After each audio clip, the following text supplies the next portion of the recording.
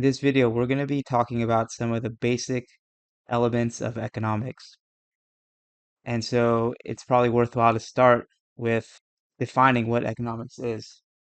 So a good working definition of what economics is the study of how scarce resources, which have multiple possible uses, are allocated.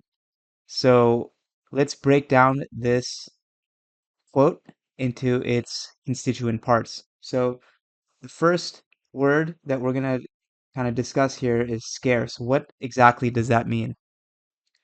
So, a good working definition of scarcity is that what everybody wants is more than what is actually available. Okay, so there are many examples of this. For example, you can think about if everyone wants a beach house, for example. Is there an unlimited amount of space on the beach for everyone? No, there's not. It's a scarce kind of resource or a scarce kind of uh, real estate asset.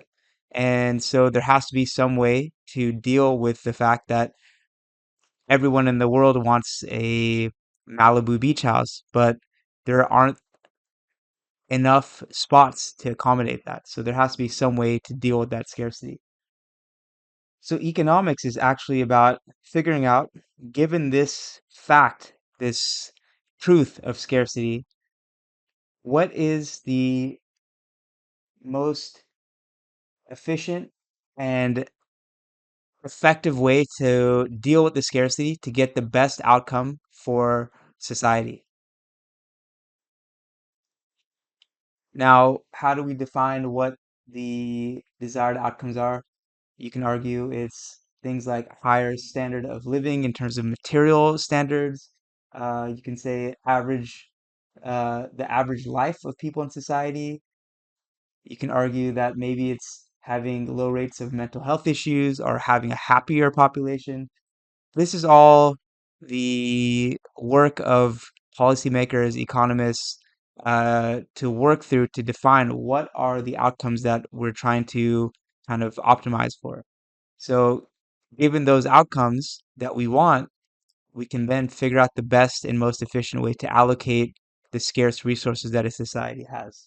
So, this is, in a nutshell, what economists are trying to do. Societies all around the world are going to emphasize different things. Some societies just care about, kind of commercial success. Like Singapore is an example of this. It's a society where they really highly value commercial kind of economic production, and their societies kind of geared around that. And of course, they have kind of other good things you could argue, like they have a very safe society. Their material standard of living is very um, high, but really the focus of that place is more on economics. You could argue that the Scandinavian countries, for example, are also focused on economics, but they also value things like, having universal healthcare, quote unquote free education. We will talk about maybe how nothing is technically free in society. It has to be paid for, or resources have to be allocated to everything that a society is going to produce. But basically, um, I guess my point was that those societies want access for all the people in their societies to these basic kind of things like healthcare, education, etc. And that's going to come at a cost. And when it comes down to it, really, what these economic kind of systems that societies implement, it's a way of denying people things.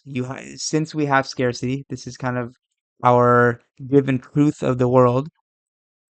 The society has to figure out how to say no to people. Okay, because again, uh, scarcity is when the wants of people exceed what is available. So you have to say no to people. Okay, so there are different ways, mechanisms by which societies can say no to people, essentially. So let's talk about some of them. So cronyism. So this is one way that many societies actually allocate their scarce resources. It is those who are close to the centers of power are the ones who get these scarce resources. So one example I can think of off the top of my head is after the Soviet Union ended in the early 90s. Um, Basically, they wanted to privatize, meaning uh, take assets that were owned by the government and put them into the hands of kind of private individuals. So the way that they did that was basically those who were part of the former Soviet government and their friends were kind of given access to buy these state assets for very cheap. And it's not like there was a open bidding process for anyone in society to kind of compete to get those. It was more about who was close to the decision making.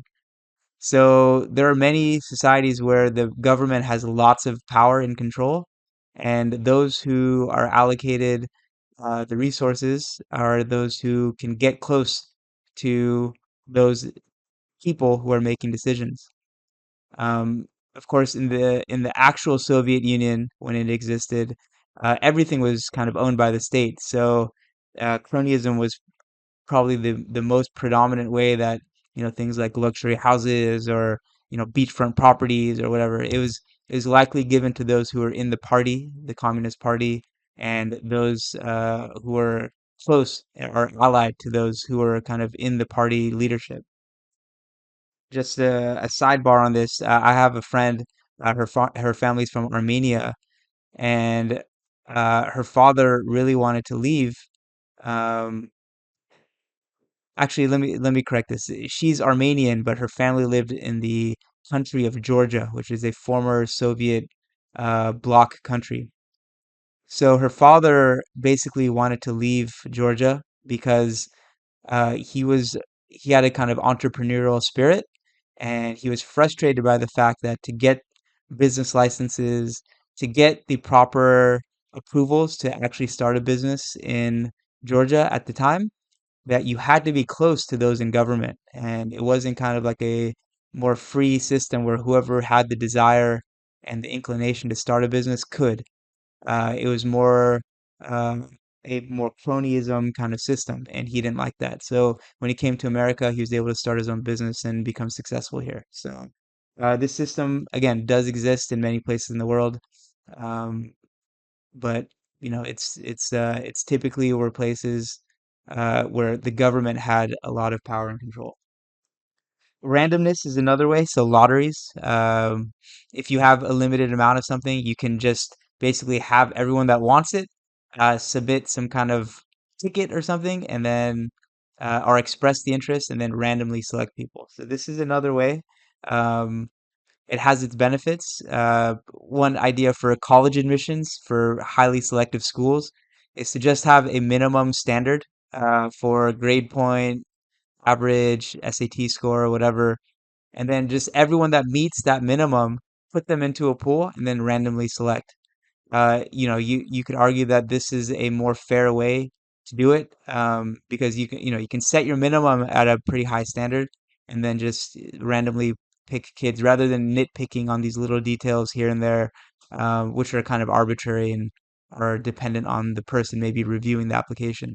So there are some benefits to this, but then you can argue, you're going to lose some information. You're not going to maybe give the person that's going to use the resource the best the opportunity to have it because there's some randomness in there. So so this is not a perfect system either, but it does potentially have some benefits. Queuing, waiting. Okay, so uh, in former Soviet countries, they had shortages of things like, you hear about bread lines where, there are only X number of loaves of bread available, and you had to basically wait. And if you were not in the line early enough, then, you may not get your allocation of whatever resource for the day. Um, you can argue that even it's done even in kind of the modern economy. if you want like a Cybertruck, I have a friend who just got a Tesla Cybertruck. You have to put yourself on a wait list. Okay, so as they release those trucks, whoever is kind of in the line will kind of get allocated. So again, the Tesla Cybertruck is a limited, a scarce asset, and it is allocated using this queuing and waiting method. Barter. So you can just trade directly for items. So if you have something that is scarce and you want something else, you can try to negotiate directly with a person who has the thing that you want.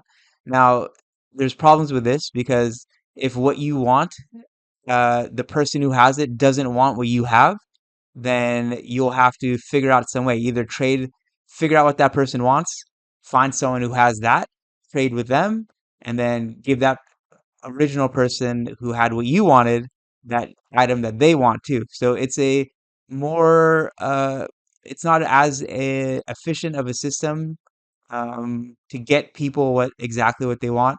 But for long periods of time, human society did use barter.